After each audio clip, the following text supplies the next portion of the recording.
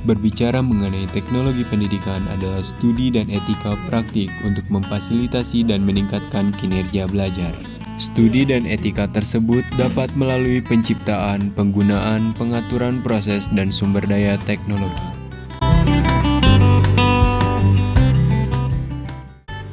Di sini saya akan mencoba menjelaskan mengenai model pengembangan media dan teknologi pembelajaran. Saya Alfi Septian dengan NIM 2001302 kelas 2B Pendidikan Bisnis Universitas Pendidikan Indonesia.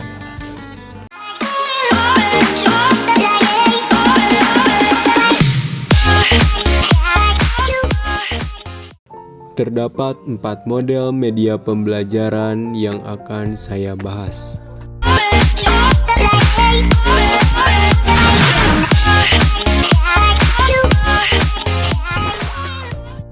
Baik, model yang pertama yang akan saya bahas di sini adalah model Asur. Model Asur ini berfokus kepada perencanaan pembelajaran untuk digunakan dalam situasi pembelajaran di dalam kelas secara aktual. Langkah yang pertama yaitu melakukan analisis karakter terhadap siswa.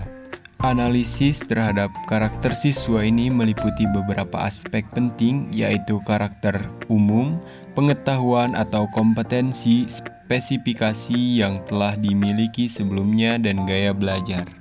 Hal yang kedua yang harus dilakukan yaitu menetapkan tujuan pembelajaran yang bersifat spesifik.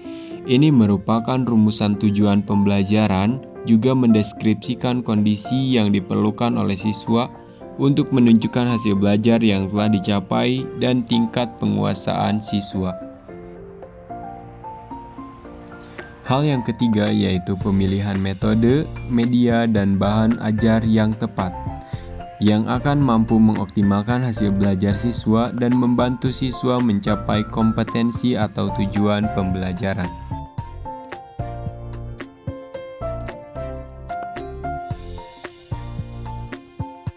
Hal selanjutnya yaitu memanfaatkan sumber daya. Hal ini dapat digunakan apabila menggunakan metode sebelumnya dalam kegiatan pembelajaran. Namun sebelum menggunakan metode ini, media dan bahan ajar, maka perlu dilakukan uji coba untuk memastikan ketiga komponen tersebut dapat berfungsi secara efektif.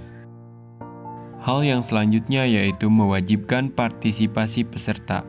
Hal ini memerlukan kewajiban mental siswa secara aktif dengan materi atau substansi yang sedang dipelajari. Selain itu pula, siswa yang terlibat aktif dalam kegiatan pembelajaran akan dengan mudah mempelajari materi pembelajaran.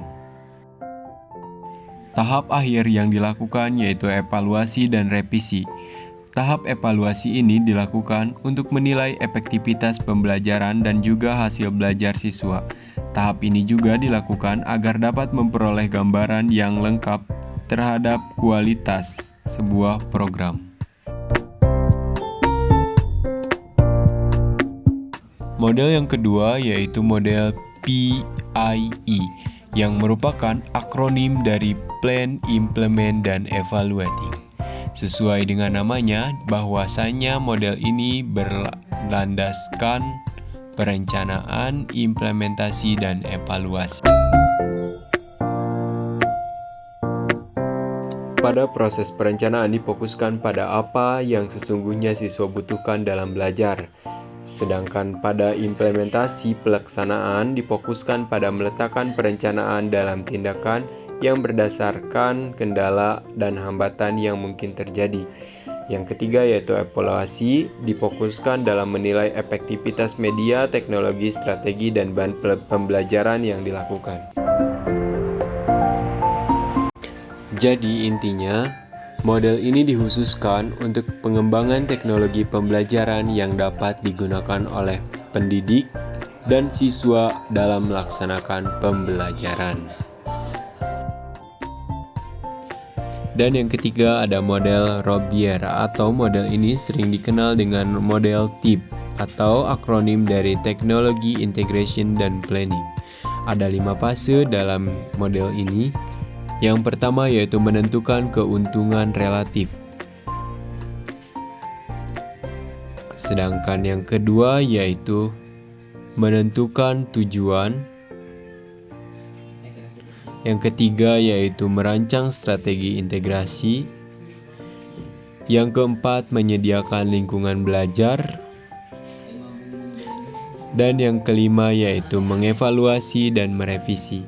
Baik, dengan demikian bahwasanya siswa tidak hanya mampu belajar saja, namun siswa juga dapat mengintegrasikan media dan teknologi ke dalam pembelajaran melalui 5 fase yang sudah tadi saya sebutkan. Selain itu pula, dengan adanya penggunaan teknologi ini dapat memberikan kontribusi positif dalam meningkatkan hasil belajar dan kualitas peserta didik yang mumpuni.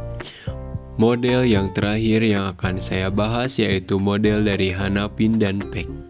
Model ini merupakan desain pengembangan pembelajaran yang berbasis komputer dalam membangun aktivitas belajarnya.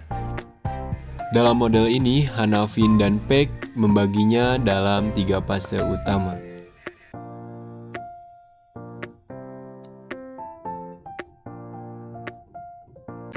Fase yang pertama adalah penilaian kebutuhan.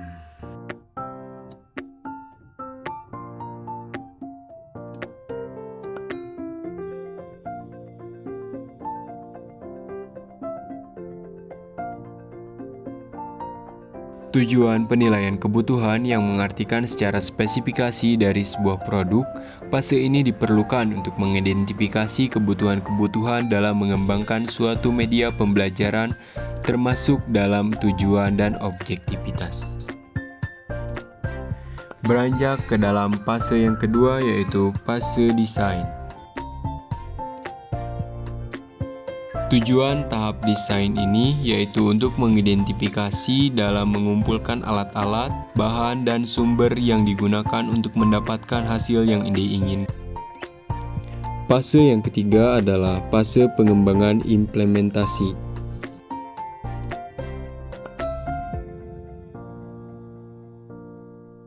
Aktivitas yang dilakukan pada fase ini ialah penghasilan diagram alur, pengujian, serta penilaian formatif dalam penilaian sumatif.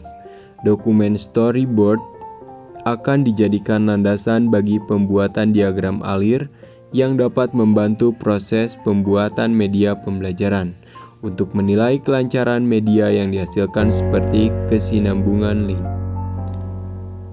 Terima kasih banyak.